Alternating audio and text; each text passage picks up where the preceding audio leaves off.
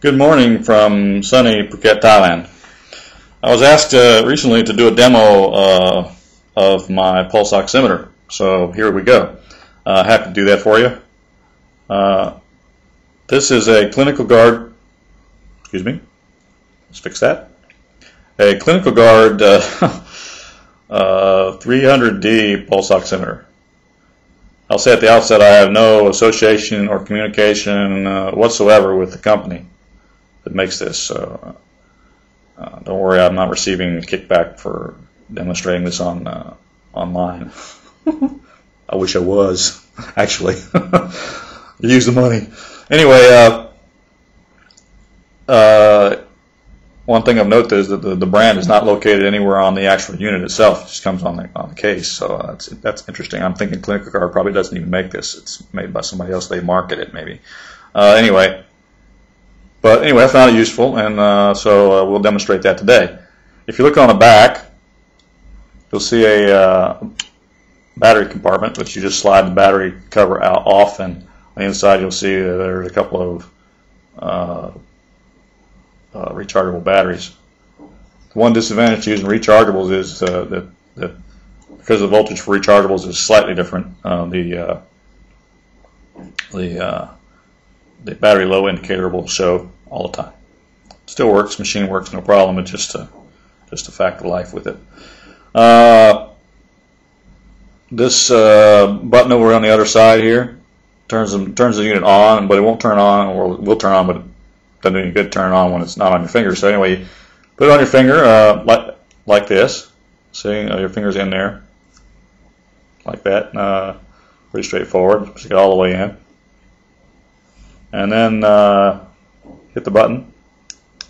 See how long it takes to come up with a reading. Pretty quickly. See my pulse there, and that's all it is to turning it on. Very, very easy to use, and that's pretty much what I do when I turn it on to use for monitoring my breath holds for freediving training. That's what I do, and that's where I leave it. I just leave it running. The battery lasts a pretty long time. So now the one thing you can do, and I'll try to do this where you can actually see it, is I can switch the display. See there, the line on the bottom changes to a line via a solid field. It's hard to see. Let's see if I can get close enough to see that. There, see that? Okay. Changes the orientation of the display.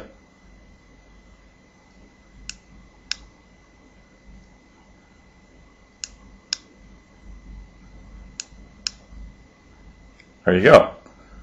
The one disadvantage to the operation of this is that when I turn it off, if I have one of those other alternate displays on and I turn it off and turn it back on again, it'll go back to this display, not to the one you had set previously. And I suggested in a comment to the company on Amazon that they allow you the option of keeping the settings so that you retain the same display from one use to the next. A minor issue, minor for me because I like this display. It's the one that comes on at first. So very useful in freediving training. Now there are those who would say, and perhaps validly, that if that's a word, validly.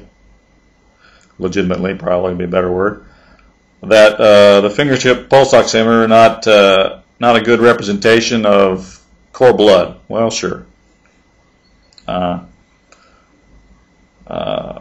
people prefer the earlobe pulse oximeter, but I can tell you, any method you use to measure oxygen saturation is going to have a delay time to it. Short of sticking a probe directly into your heart and measuring there, you're going to get a delay time.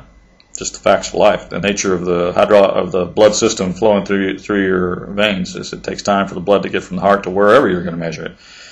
And I prefer personally a less intrusive method of measuring it than just sticking a needle in my heart to get the oxygen saturation there. So anyway, does it have some sort of delay? between what's in your heart and what's in your finger? Well, sure it does. Is it significant? I don't know. Is it comparable with monitoring at other locations? Probably. It's going to be a delay no matter where you measure it, unless you measure on one. The minimum delay probably you could measure would be if you measure on one of the major arteries, say the carotid or wherever, if you could do that. But I don't think any of the ones that I know of monitor there anyway. So always going to be some delay. Fact of life. Anyway, very useful in providing baseline data for breath holding training, free diving training. You can see that normally sitting down and just be talking, you have a 98 or 99% oxygen saturation. This thing doesn't read 100%. I mean, it may actually be 100%, but I've never seen it actually read there, so I don't know why that is. Maybe it's just in the nature of the unit. The other disadvantage to this is I think the minimum reading on it that it will read is 70%. I think. I've never gotten it down that low, but I've heard that some freedivers get their oxygen saturation down into the 60s at the end of a long hold. So I've never gone that far with it on. I mean, I may have gone that far, but not with it on. So I don't know. But I don't know if it just stops reading at 70% or if it just is considered inaccurate at 70%. My guess is it's probably just considered inaccurate at 70%. I could be wrong. I don't know. Like I said, I've never gotten it down that low.